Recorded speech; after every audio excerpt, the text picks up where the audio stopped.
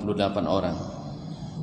Tapi karena kami terombang-ambing dalam laut dari perjalanan yang harusnya yang direncanakan 3 sampai 4 jam, alhamdulillah 12 jam. Ya, jadi kapal dengan ombak yang tinggi, mesinnya pun mati. Alhamdulillah, sampai Dr. Hidayat bilang, saya jadi teringat ucapan belasungkawa Ustadz yang selalu ada di media kan. Jangan-jangan ini untuk kita. Alhamdulillah, semuanya mabuk. Ada yang tidak mabuk. Dan mungkin terparah saya. Ya, ini memecah rekor, tak pernah mabuk, sekarang mabuk jadi. Allah musta'an. Jadi baru tadi sampai, barangkali dari suara terdengar ya. Terdengar bekasnya, alhamdulillah. Cuman karena sudah ada poster kajian malam ini dihadiri, ya saya pun tak mau mengecewakan. Mudah-mudahan Allah menguatkan, amin. Alhamdulillah, karena kami terlambat kemarin, yang hadir mereka sebagian besar dah pulang, karena dari kampung tempat mereka itu ke markas itu lebih kurang 7 jam perjalanan. Jadi mereka sudah hadir sebenarnya, tinggal 23 orang lagi yang hadir malam kemarin itu, atau 3 malam yang lalu lah, disyahadatkan dengan izin Allah SWT. Ya, sama-sama kita doakan mudah-mudahan Allah tetapkan hati mereka dengan Islam, dan semoga kita tidak diharamkan atau tidak dihalangi mendapat bagian pahala daripadanya, amin. Tapi walaupun demikian, insyaAllah tidak losi payah cak mabuk tapi rencana besok sudah lepak bandara. Baiklah kaum muslimin dan muslimat dirahmati Allah. Kembali kita melanjutkan kajian bersama Imam Ibn Rajab Al-Hambali rahimahullah ta'ala.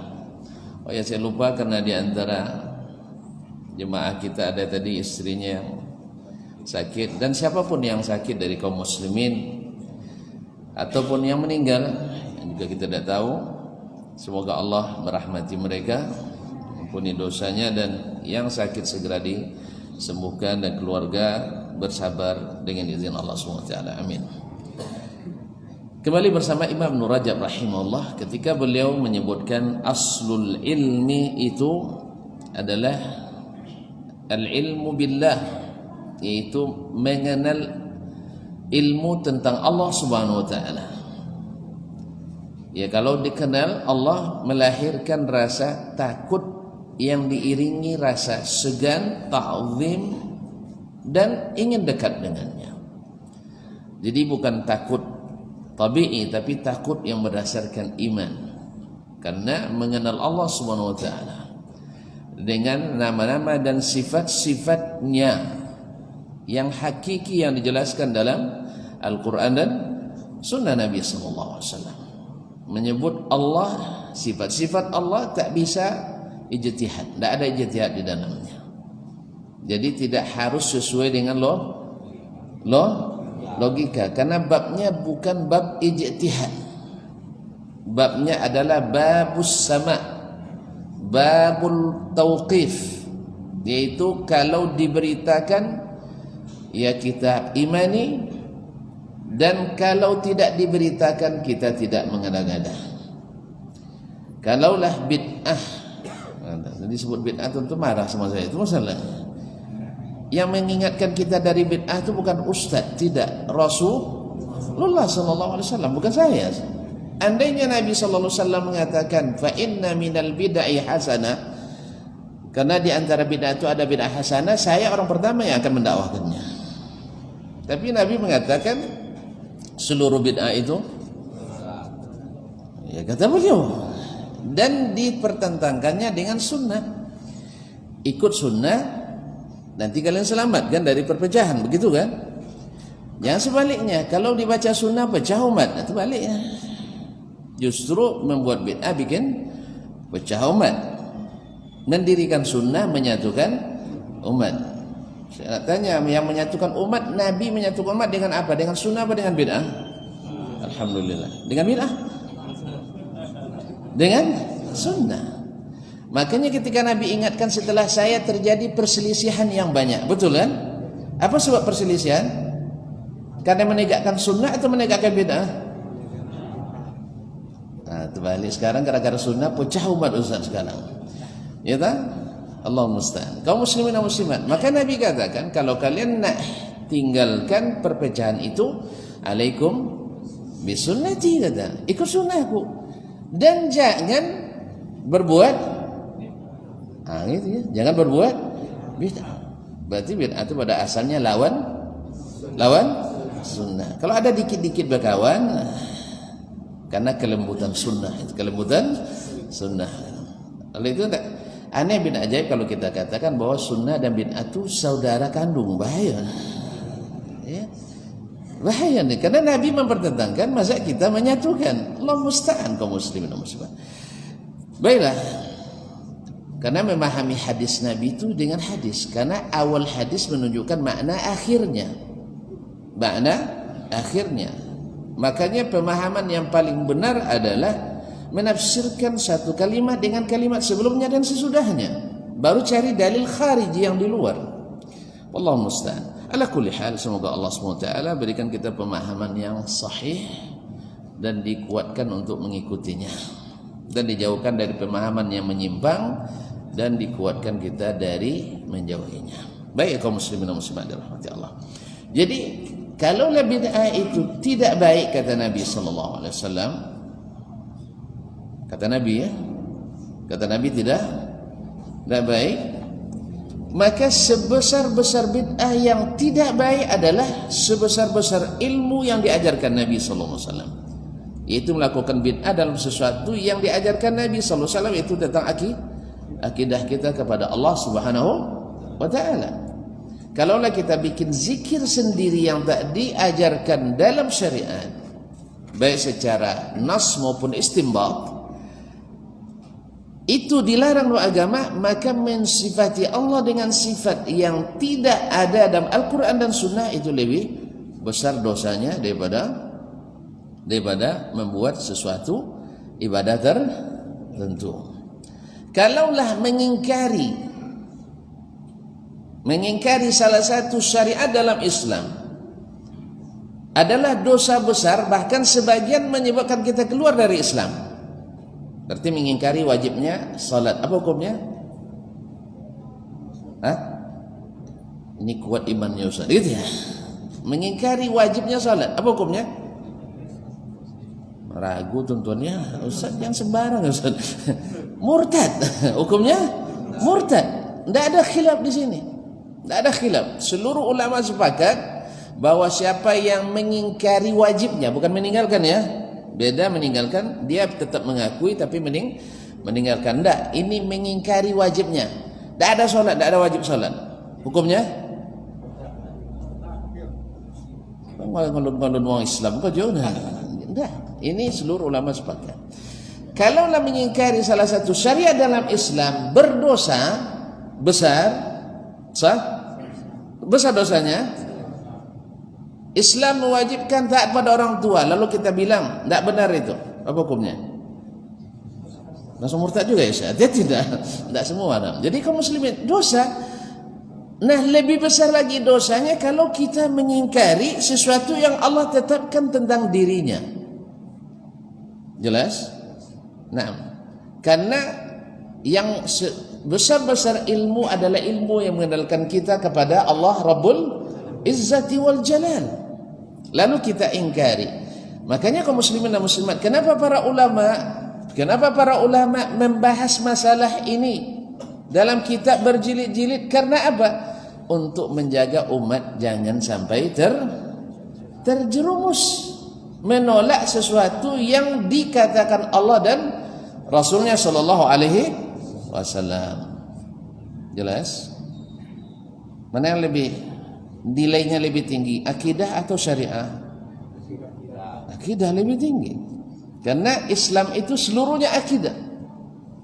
Seluruhnya akidah. Tak betul akidah bisa merusak seluruh amal kita. Oleh sebab itu makanya al-ilmu billah, ilmu dengan tentang Allah Subhanahu wa taala yang melahirkan khasyatullah. Kemudian Imam menyebutkan yang derajat kedua baru al-ilmu bima yuhibbuhullah bi awamirillah, Baru derajat kedua berilmu tentang apa yang Allah perintahkan. Kalaulah meninggalkan salat dosa besar, maka meninggalkan akidah lebih besar. Jelas? Maka boleh tak kita mengingkari azab kubur? Kenapa tak boleh? Ya karena Nabi kabarkan ada azab kubur. Berdosa tak?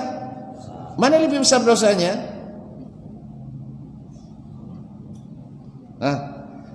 Orang yang mengingkari ada azab kubur, besar dosa apa kecil? Besar, karena mendustakan Nabi SAW. Makanya para ulama menegaskan ini, sehingga oleh sebab itu ketika bicara tentang ahli sunnah dan ahli bid'ah selalu menjadi patokannya masalah akidah, bukan masalah zikir bersama. Enggak. Kalau zikir bersama itu tidak jadi patokan ini ahli sunnah, ahli ini ahli bid'ah, tidak. Walaupun mereka melakukan sesuatu yang dibid, lah antum yang bilang, saya enggak bilang. Jadi ada ahli sunnah kadang-kadang berbuat bid'ah, tapi dia tidak jadi ahli bid'ah. Jelas? Karena yang dia buat adalah bid'ah amaliyah. Tapi yang ketika disebut dia bukan ahli sunnah, ini bid'ah aqadiyah. Itu melakukan sesuatu yang tidak ada dari Nabi SAW dalam masalah akidah, itu lebih besar dosanya. Berarti mana yang lebih penting?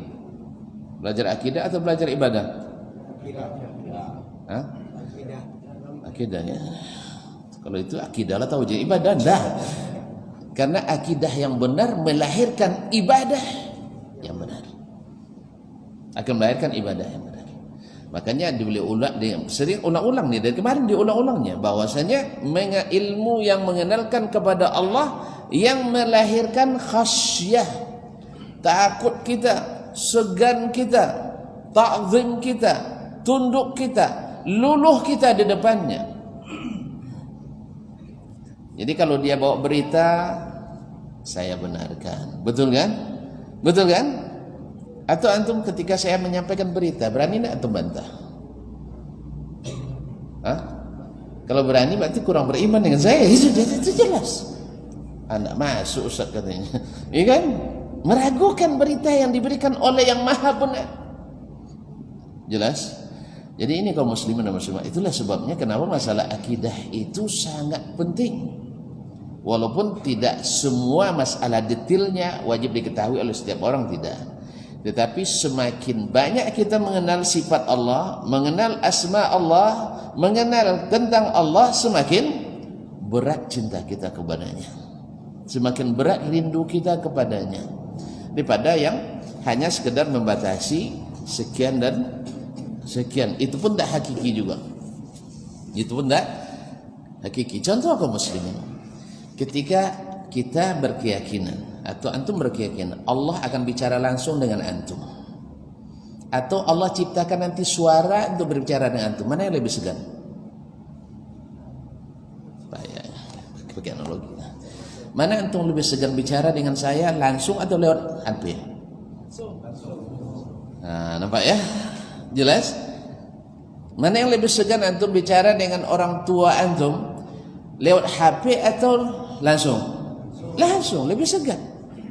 Maka siapa yang tidak percaya Allah langsung berbicara, segannya kepada Allah tidak seperti orang yang yakin Allah berbicara langsung kepadanya. Jelas? Jelas?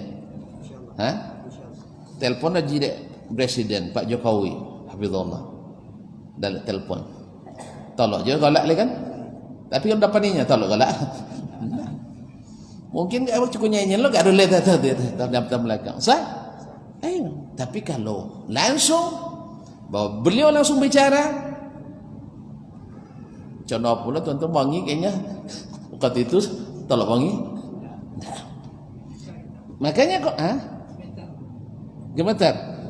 Kalau gemetar kayaknya bodoh. Jadi kaum muslimin dan muslimat dirahmati Allah. Jadi inilah faedahnya meyakini sifat-sifat Allah melalui Al-Quran dan Sunnah Nabi alaihi salatu wassalam. Jelas? Orang yang meyakini Allah turun ke langit pertama di sepertiga malam terakhir, dengan orang yang tidak meyakininya, mana yang lebih segan? Yang meyakini, daripada hanya sekedar mengatakan turun rahmatnya. Rahmat Allah sepanjang masa turun, ya tak? Kan sepanjang hari turun rahmatnya. Berarti kalau dia sendiri yang turun dan mendekat kepada kita, nah gimana? Pon yang mencorot ustaz ini, bapak lu corot turun. Jadi pikir kalau kau jawab, ya kalau pikir kau ndak kau jawab, ndak selesai kau jawab. Makanya tukang ndak sepanjang sudah marah. Apa sebab? Mengijin apa namanya? Mau ngojong mau tahu. Ama-ama kalau lah rajin mencitong apa namanya mencitong uang, selesai masalah.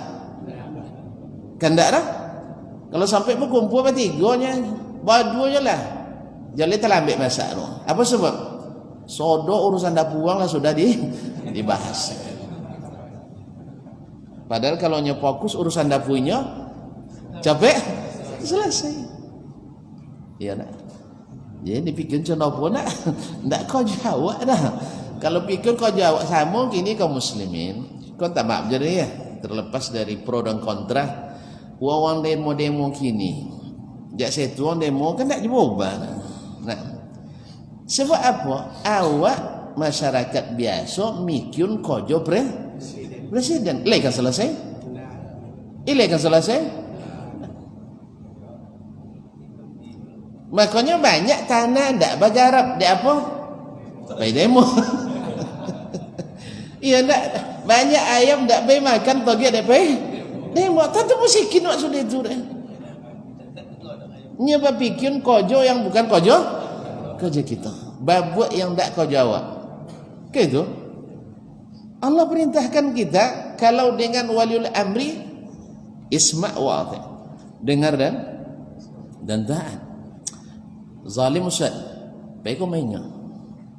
Datang ke inya, Pak, apa zalim? Ya bagak. Tapi di jalan tak dangau dia tuntut. Dangau ada. Paling-paling suruh dia tentara aja polisi tu takut nang punyanya. Itu. Nan hilang kan awak hilang ke? Kan ada hilang ke? Nah, oleh sebab itu kepada kaum muslimin dan muslimat, khususnya kaum pendidikan, tolong dikaji kembali kepada sunnah Nabi sallallahu alaihi wasallam. Karena segala agama ini tegak dengan ilmu yang Allah turunkan dan Nabi wariskan, bukan dengan pendapat sianu dan sianu. Bukan dengan pendapat dan pendapat. Oleh itu mudah-mudahan Allah SWT memberikan kita pemahaman yang benar.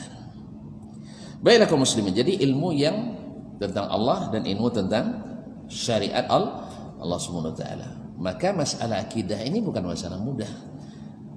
Masa Imam Al-Buwaiti murid Imam Asy-Syafi'i sampai mati di penjara gara-gara mempertahankan akidah. Sa'id bin Jubair sampai dipancung oleh Hajjaj bin Yusuf gara-gara mempertahankan akidah. Imam Al-Bukhari sampai diusir dari negerinya gara-gara akidah. Jelas? Jadi berat kaum muslimin dan muslimat.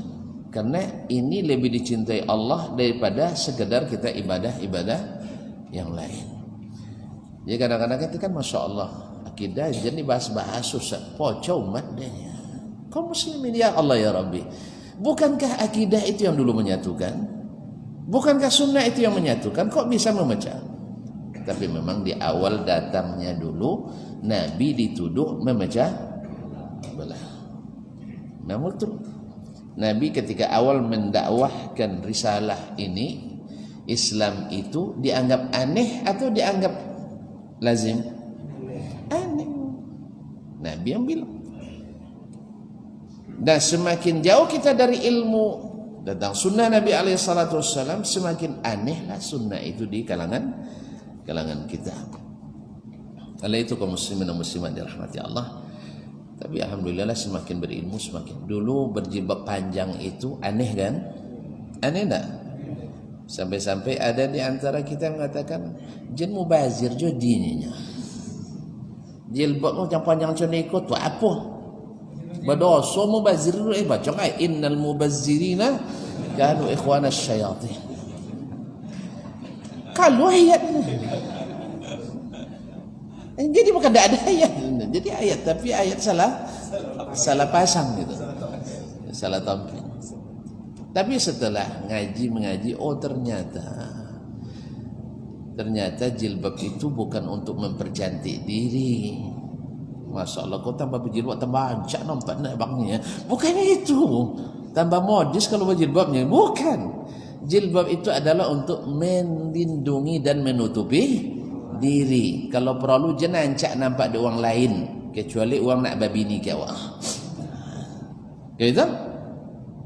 Karena semakin berjilbab semakin bergencung. Tak masuk kaum muslimin. Akhirnya semakin lama kita semakin paham. Dulu ya pakai cadar aneh kan? Apa sebab? Tak tentu lah. Dianggap radikal kan? Ya, dulu fundamentalis semua. Sudah itu teh oleh sekarang radikalis apa pun apa. Galau itu banyak kaum muslimin. Baiklah, kembali kepada Syekh Ibn Rajab rahimahullah. Jadi ilmu yang mengenalkan kita kepada Allah tabaraka wa taala, menghasilkan cinta, khasyah dan seterusnya. Lalu setelah itu, kalau sudah lahir cinta kepadanya, orang yang cinta lazimnya mesti nak tahu apa yang disukai oleh kekasihnya. Iya sah? Tak beda tuntutan cinta. Cinta itu pengorbanan. Yang tak kita suka pun karena kita suka kepadanya, harus kita, atau minimal tak boleh kita benci. Minimal tak boleh kita benci. Jangan sampai tersinggung hati. Sebab kalau luka hatinya, luka oleh pedang bisa diobati. Luka oleh perasaan, kemana obat nak dicari. Kalau kaum muslimin dan muslimat dirahmati Allah SWT, indak pun ancak suara ya bunyi bulu pocah, tapi masya Allah bak seruling apa namanya, burung apa, buluh berindu, masya Allah. Ancak suara kan, ini kadang apa bunyi bulu pocah gitu. Tapi karena itu, artinya apa? Kita akan mencari apa yang diinginkannya, yang disenanginya, yang melahirkan ridhanya. Sebab apa? Kita ingin bekerja, seluruh kerja kita dinilainya sah. Tuan-tuan ketika pekojo, ingin tak dihargai bini kojo? Ingin tak? Atau kau tak cahaya coba. Pas waktu pulang, apa je kau jawab bang saya, kau tak adornya. Leo, berarti suka dihargai. Kita juga pekerjaan kita harus kita ingin Allah menghargai pekerjaan kita, betul kan? Makanya doa kita, doa Nabi SAW, aku berlindung kepadamu dari min qalbin la yakhsha, hati yang tidak khusyuk, wa amalin la yurfa, dan amal yang tidak diterima. Aku berlindung kepadamu dari amal yang tak diangkat. Kalau tak diangkat lotangnya di meja, seminggu dia angkat katil. Apa arti no? Jantan datang ni kau kian tak kena demo. Tapi kalau seaiko mosong bahan, lah nampak di meja, ada adol ini kan dah. Aduh, kesan tak lalu laci dia. Tapi kalau diangkat, ada harapan. Tentu tidak mungkin tuan-tuan bikin proposal kecuali mengikuti prosedur yang ditetapkan. Coba berani tuan-tuan bikin proposal yang prosedur buatan sendiri? Misalnya ditetapkan oleh bupati, ini proposal modelnya. Wah enggak bupati pandai dan buat ini.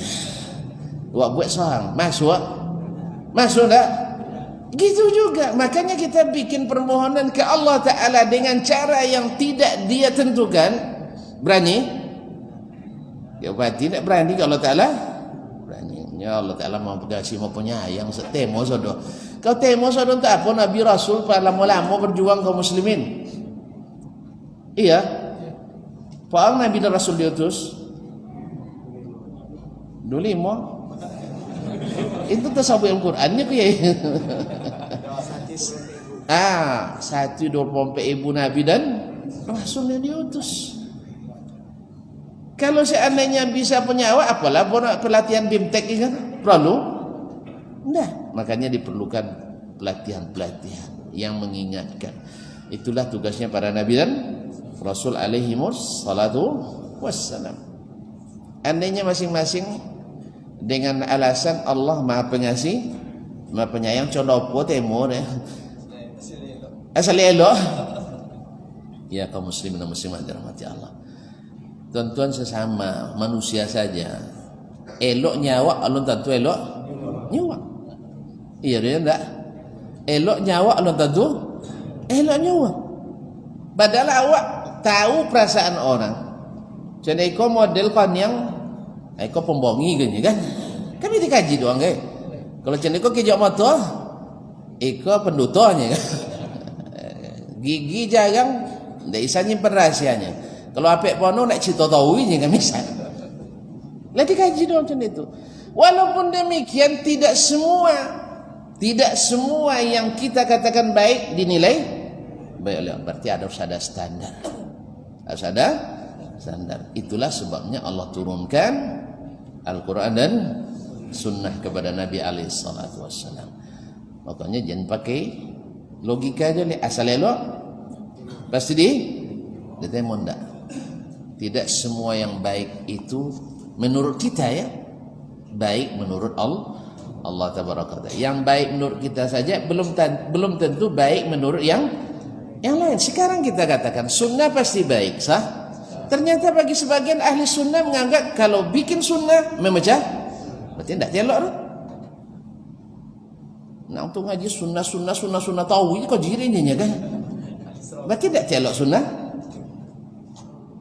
Nggak boleh bid'ah kena juga apa ini? Tuh baca. Berarti ndak telok sunnah ngaji sunnah tahu. Ndak elok ngaji sunnah tahu. Nyawak lain orang lain. Ndak. Ternyata sesama awak je ndak bisa diterima kaedah asal baik pasti diterima. Padahal kita sudah sepakat bahwa yang dimaksud dengan sunnah siapa? Sunnah Nabi sallallahu alaihi wasallam. Ternyata ketika kita bilang sunnah ada juga yang kepada kan ada yang panik juga ada yang angin ke apa dia angin padahal bangsa juga itu masalahnya. Jadi alasan asal baik pasti diterima. Sesuatu yang sudah pasti baik saja belum tentu diterima oleh orang, apalagi yang belum tentu baiknya. Oleh itu kaum muslimin maka perlu mempelajari apa yang disyariatkan Allah Subhanahu wa taala baik berupa perintah maupun larangan. Perintah maupun larangan. Kalau perintah ya ditaati, tapi alhamdulillah Allah beri kita dispensasi. Kalau perintah itu sesuai kesanggupan. Ikan betunya kalau tidak sanggup adil di antara para istri cukup satu.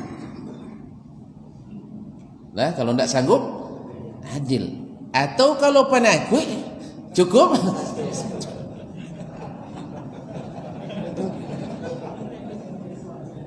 alhamdulillah kita semua itu masuk deh ya dan banyak yang takuin banyak yang takuin di antaranya cito tuan-tuan tidak tahu usah diturun mak ini itulah Pak Duit kodok kemungkinan kosennya bubah kaji jadi termasuk mutakut itu tahunya nih. Kecuali tuan buat pernyataan saudara kami tidak bawa dosa dinya. Jadi kaum muslimin. Jadi kalau tidak sanggup, ya laksanakan yang sanggup. Kan kemudahan yang Allah berikan. Haji wajib kan, rukun. Tapi kalau tidak sanggup, Hah? Tidak payah. Tidak wajib. Jelas kan? Menuntut ilmu wajib, sah? Kalau tidak sanggup? Hah? Iya, dan kalau pengaji Ustaz inginnya, ampun mah telolok sudah itu semalam tu nek sangko aja lagi aja ngaji. Ya kalau macam itu. Kalau buat kan tidak buat lah. Jadi ngaji lepas di malam libur kan, suagi bisa tidak kojo. Padahal tidak kan berkojo dek suagi kan. Tapi kan tidak nahu jadi itu lah. Jadi sesuai dengan sebab. Kita pelajari itu namanya al-ilmu bima syara'ahu Allah atau bi awamirillah, mengenal perintah-perintah Allah Subhanahu wa taala, syariat-syariatnya. Sehingga dengan demikian kita tak mau karena cinta tadi sudah mengenalnya dengan baik, karena cinta kita kepadanya yang berat, rindu kita kepadanya yang berat, sayang kita kepada yang berat, ta'zim kita kepadanya yang berat, sehingga kita tidak boleh terlihat olehnya dalam keadaan melanggar perintahnya atau mengangkangi larangannya. Nah, kalau sudah demikian kaum muslimin, ya kalau sudah demikian ada berita dilihatnya kita membenarkannya dan percaya tanpa syarat. Di saat dia perintah dilihatnya kita sering di barisan terdepan melakukannya. Ketika ada larangannya kita selalu yang paling jauh dan lari daripadanya. Nah, kalau sudah demikian ada lagi tidak hati yang tidak khusyuk? Nah, pasti khusyuk kita, baik ketika bersama maupun sendiri. Kita sebagian kan ada khusyuk ketika bersama kan, ya, ketika sendiri hilang khusyuknya. Nah, ada enggak kira-kira amalan yang tak diangkat lagi kalau hati sudah khusyuk dan menjalankan sesuai perintah? Tidak ada alasan sudah diangkat lagi, karena syarat diterimanya sudah ikhlas mengikut sunnah. Nah, kalau di saat demikian kita meminta, menurut tuan-tuan susah dikabulkan Allah? Enggak. Jangankan yang wajib, yang sunat saja kita kejar. Dia tidak ada lagi yang ringan dalam syariat, bagi kita berat semuanya, bagi kita berharga dan bernilai semuanya. Sehingga ketika ada istilah sunat bukan untuk disunat. Ini sebagai kalau sunat maksudnya disunat, tidak dikerjakan, karena kalau dikerjakan berdosa, dikerjakan berpahala, tidak dikerjakan tidak berdosa. Bagi orang seperti ini sudah mengenal Allah, yang sunat itu dikerjakan beruntung, dan kalau tidak dikerjakan rugi besar. Apa setelah itu? Dalam hadis yang sebelum disebutkan, saya akan, kata Allah Subhanahu wa taala, akan menjadi pendengaran yang dengannya dia mendengar, penglihatan yang dengannya dia melihat, tangan yang dengannya dia bekerja, kaki yang dengannya dia melangkah. Apabila dia meminta kepada aku, la ujibanna, saya jawab. Dan bila wa iza sta'adzani, dan bila minta perlindungan kepadaku, aku lindungi. Apa lagi? Hati khusyuk, amalan jelas, tidak banyak neko-neko, sesuai aturan, dari aturan umumnya sampai aturan teknis dan pelaksanaannya tak ada yang dilanggar, tidak membuat yang baru-baru, dengan hati khusyuk dan sesuai prosedur, sesuai SOP, maka ketika kita amalkan diangkat. Nah, ini yang berat, yang senantiasa Nabi berlindung kepada Allahumma inni auzubika min qalbin la yakhsha. Aku memohon kepadamu ya Allah dari hati yang tak khusyuk, wa ainin la tadma, dan mata yang tak pernah mau meneteskan air mata. Subhanallah, beratus-ratus kali kita mendengarkan ayat tak pernah meneteskan air mata. Beratus-ratus kali kita mendengarkan peringatan hadis Nabi SAW tak pernah meneteskan air mata. Oh, hati saya keras, Ustaz. Ada yang lebih keras dari Umar bin Khattab radhiyallahu taala anhu, tapi setiap mendengar ayat Al-Quran dia tunduk khusyuk sampai di bawah matanya ada bekas garis hitam karena sering dialiri oleh air mata karena mendengarkan ayat-ayat Al-Qur'anul Karim, khususnya di saat beliau sendiri. Ma'asyiral kiram, ma'asyiral muslimin wal muslimat. Kemudian wa min amalin la yurfa, amalan yang tidak diangkat. Amalan yang tidak diangkat, wa du'ain la yusma, dan doa yang tak pernah didengar. Ini yang diminta oleh Nabi alaihi salatu wassalam, jangan sampai itu terjadi.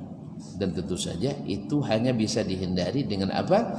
Mengenali Allah dengan sebenar-benarnya. Yang kedua, mengenali syariat Allah dengan sebenar-benarnya. Azan, ya silakan.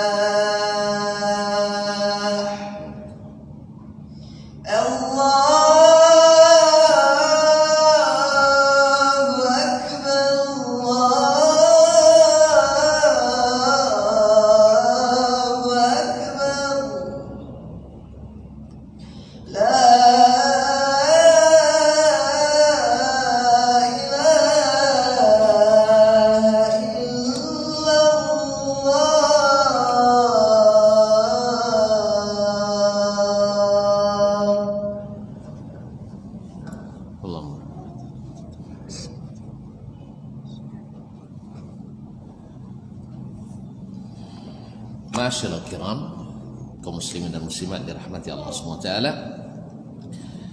Kemudian beliau mengingatkan Jangan sampai ilmu yang sudah kita miliki, yang sudah kita ketahui, tidak bermanfaat bagi diri kita sendiri, tidak melahirkan khusyuk, tidak membuat amal kita diterima, dan tidak membuat mata kita sering menangis karena Allah Subhanahu wa taala. Ini bila ilmunya dari Al-Quran dan Sunnah. Artinya asal ilmunya nafi', bermanfaat. Apalagi kalau ilmu itu sama sekali bukan dari keduanya, yang memang asalnya tidak bermanfaat. Makanya siapa yang mencari ilmu agama dari selain keduanya, tidak menjadikannya sebagai sumber utama, maka ilmunya pada asalnya barangkali bermudarat, bukan bermanfaat. Sebab kita katakan ini tidak sedikit gara-gara keedah ilmu-ilmu yang diambil dari ilmu selain kitab dan sunnah, membuat banyak Al-Quran dan sunnah ditolak. Ditolak dengan berbagai alasan. Ya sama, orang jahiliyah itu selalu punya alasan menolak. Tadi katakan seluruh nabi dan rasul ketika berdakwah ditolak. Makanya mimpi seorang dai kalau seandainya ketika mulai dakwah langsung orang jutaan datang, sami'na wa ata'na, tidak ada penolakan. Ditolak mereka. Alasannya apa? Ini nabi tidak paham. Ya kan? Nabi dibilang tidak paham, apalagi kita.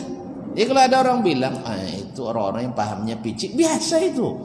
Memang dulu orang-orang penolak kebenaran itu selalu menolak yang jelas dengan alasan wawasan yang tidak luas, akal yang sempit, dan sebagainya. Ujung-ujungnya nanti memecah belah umat. Ini bukan para nabi dan rasul sendiri dituduh jahil oleh para penentangnya, apalagi kita yang memang tidak seberapa. Allah musta'an. Maka beliau mengatakan ilmu yang diambil dari selain kitab dan sunnah pada asalnya dalam agama ini tidak bermanfaat, apalagi kalau bertentangan dengan Al-Quran dan sunnah Nabi sallallahu alaihi wasallam. Bal darruhu akthar min naf'ih, bahkan mudaratnya lebih besar daripada manfaatnya. Sekarang kita mungkin mengatakan kita supaya secara berpikir kita supaya sistematis harus belajar mantik misalnya. Alhamdulillah saya sudah belajar. Alhamdulillah dah tamat dulu darun saya. Kalau ada nyobain tak pandai ilmu kalam, kamailah tak apa ya insyaallah. Tak pandai bono tapi bisa lah. Ya dah lu apalnya kini tak apa sodoleh. Nah, tapi tak payah oleh contoh nahu kan. Sabu dia tamat amanina pandai bahasa Arab ni kan. Allah musta'an. Jadi kaum muslim dan muslimat belajar. Kalau ini diperturutkan sehingga Al-Quran dan hadis harus dicocokkan dengan ilmu mantik, ini mudaratnya lebih besar. Karena asalnya ini adalah sistematis metodologi berpikir itu ilmu kemanusiaan, bukan ilmu ilahi, bukan untuk mengenal alam gaib.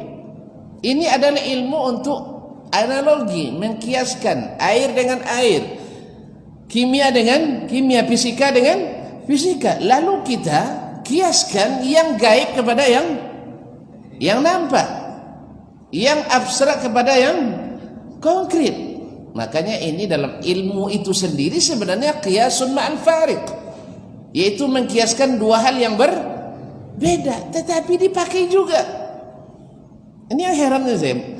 Setiap orang belajar mantik, setiap orang belajar usul fikih paham bahwa mengkiaskan yang gaib dengan yang nampak adalah qiyas ma'al fariq. Mengkiaskan Allah dengan makhluk itu qiyas ma'al fariq, tapi tetap dipakai sehingga dengannya ayat-ayat Al-Quran dan hadis-hadis Nabi banyak dikarantina.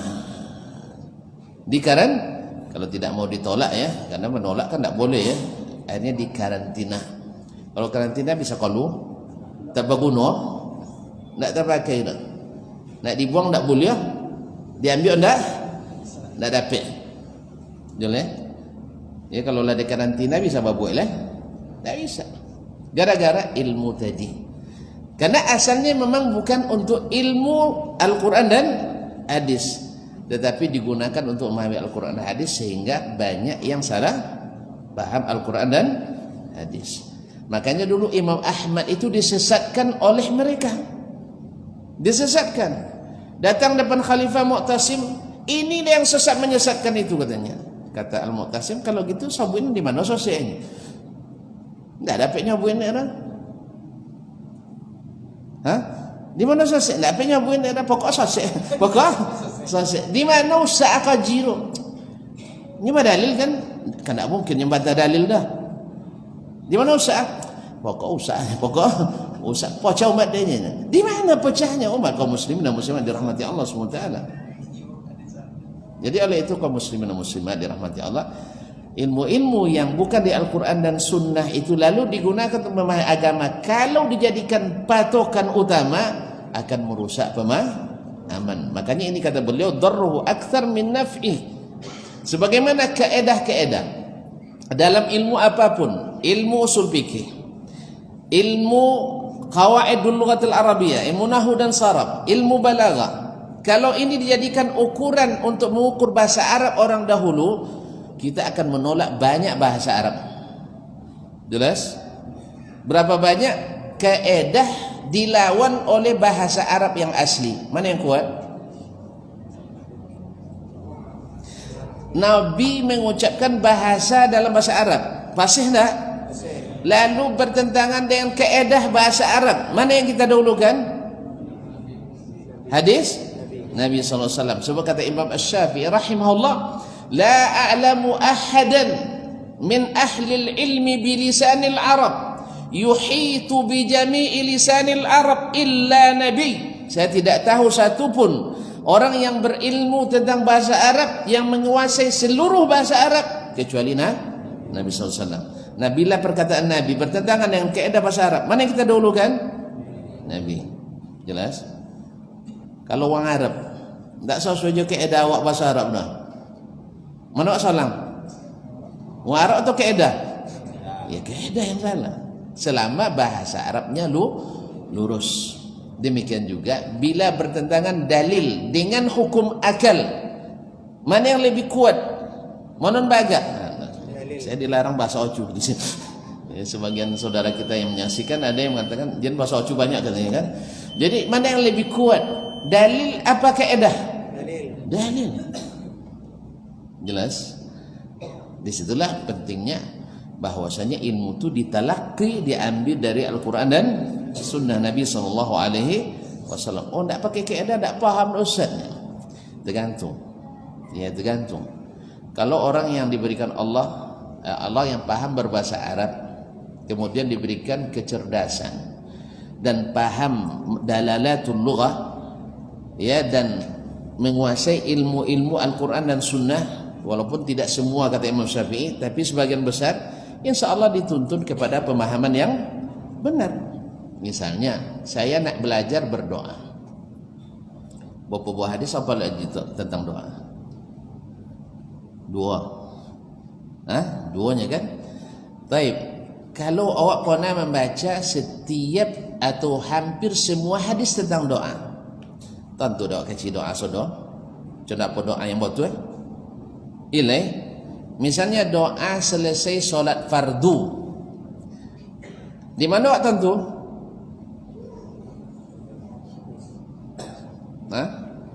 Di mana kita tahu bahwa doa selesai solat fardu? Kalau nak tentu mana elok? Di mana belajar? Madinah. Bukan, dari hadis-hadis Nabi SAW.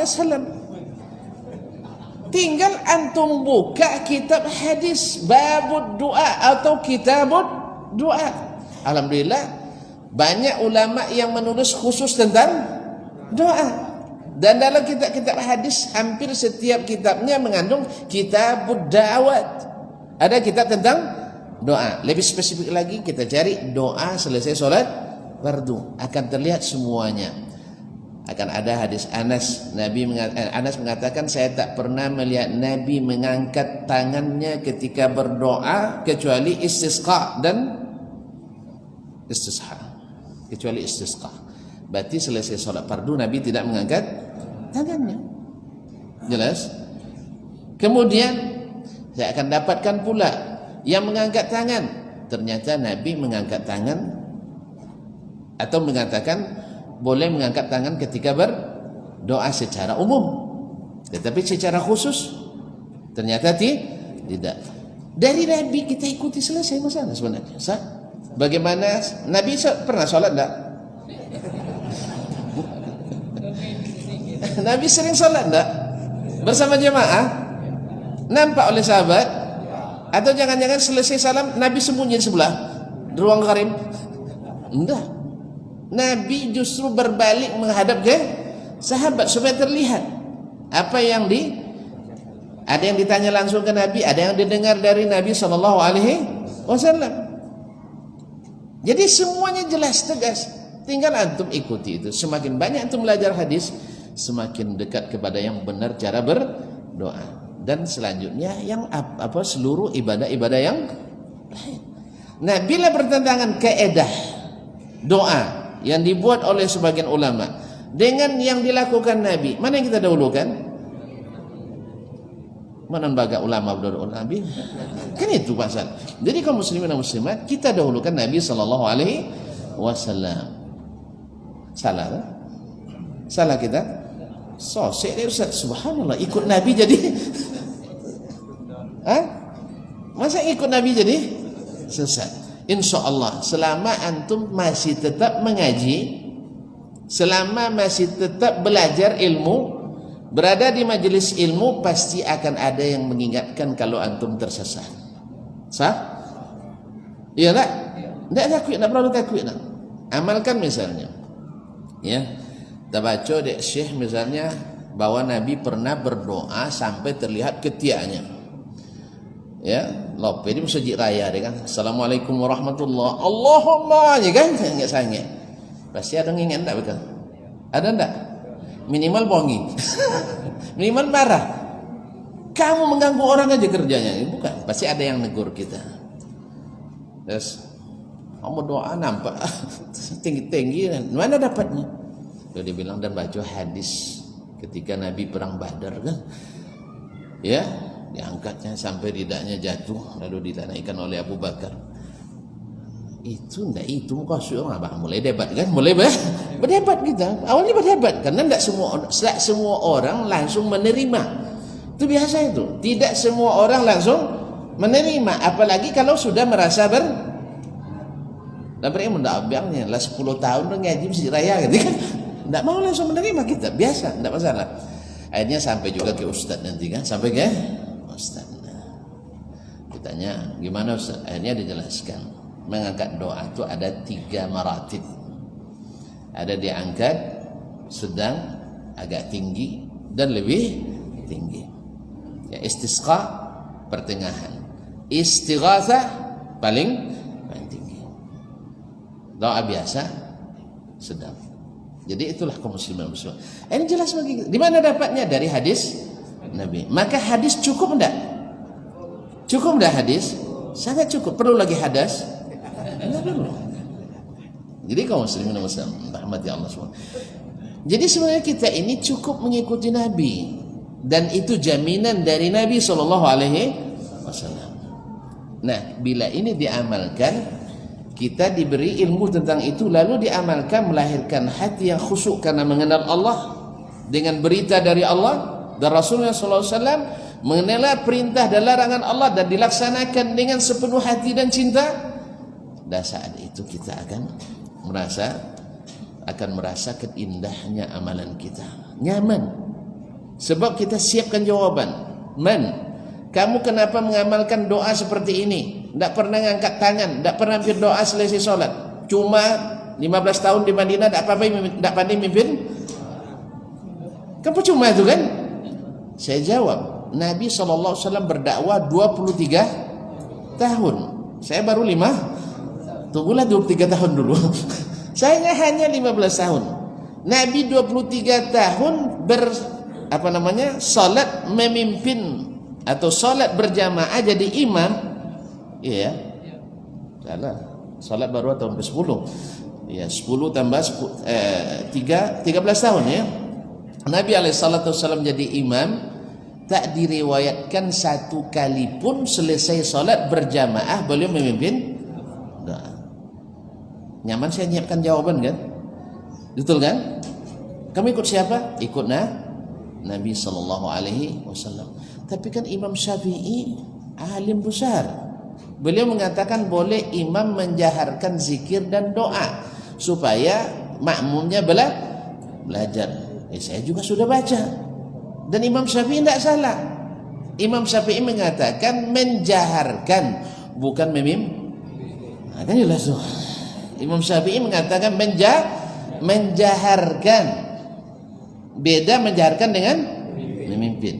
Ini selesai sholat fardu ya. Saya berbicara tentang selesai sholat fardu ini. Imam Syafi'i mengatakan boleh yustahabbu lil imam yajhara bizzikri wad du'a liyata'allama an-nas. Dianjurkan imam untuk menjaharkan doa dan zikirnya supaya masyarakat belajar zikir dan doa. Wa idza ta'allamu tarak. Apabila selesai mereka dah pandai zikir semuanya, kembali ke asal dia tinggalkan. Jalirnya kan tak dia pandai sampai mati, itu masalah. Berarti kalau itu berarti fatwa Imam Syafi'i tidak bisa dilaksanakan. Sebab dia biasa dipimpin atau tidak pandai memimpin doa, antin imam dunia, antin imam. Jadi syarat pula bahwa kalau jadi imam harus pandai mimpin zikir dan doa. Inilah kesalahpahaman kita terhadap apa yang dikatakan oleh imam kita Asy-Syafi'i rahimahullah taala. Jelas? Jelas? Jadi di sinilah kaum muslimin yang mengatakan yang tidak, kalau saya ditanya ya, tentu terserah nanti. Ya, masing-masing kita ditanya sendiri-sendiri. Masing-masing ditanya sendiri-sendiri. Cuman antum kan tidak yakin juga Allah bicara langsung dengan antum, itu masalahnya kan? Itu masalahnya. Saya yakin karena Nabi katakan ma min ahadin minkum illa wa yukallimuhu rabbuhu. Tidak ada satupun orang dari kalian kecuali Allah akan berbicara langsung dengannya, walaisa bainahu wa bainahu turjuman, tanpa penterjemah, tanpa perantara. Nah, besok kalau ditanya, kamu kuliah di Madinah 15 tahun sampai doktor di hadis, kenapa kamu tidak pandai mimpin doa? Saya jawab, Nabi tak mengajarkan saya seperti itu. Jelas jawabannya kan? Jelas kan? Tapi kan kamu mazhabnya Syafi'i. Betul, saya sudah baca pendapat Imam Asy-Syafi'i. Imam Syafi'i mengatakan ajarkan imam berzikir dan berdoa, yaitu dengan cara mengangkat suara. Setelah mereka hafal, imam kembali zikir sendiri. Jelas sekali kan? Hanya ndak amul, kalau ndak zikir mau sama dah. Itu masalahnya kaum muslimin muslimat. Sehingga akhirnya dibuat syarat kalau nak solat jadi imam di masjid ini harus pandai mimpin zikir dan doa. Akhirnya siapa sebenarnya yang memecah jadinya? Padahal kalau seandainya kita katakan ada imam yang memang ingin mengajarkan jemaah, silakan, alhamdulillah silakan. Tapi jangan diwajibkan, sehingga kalau tidak mimpin doa berarti tidak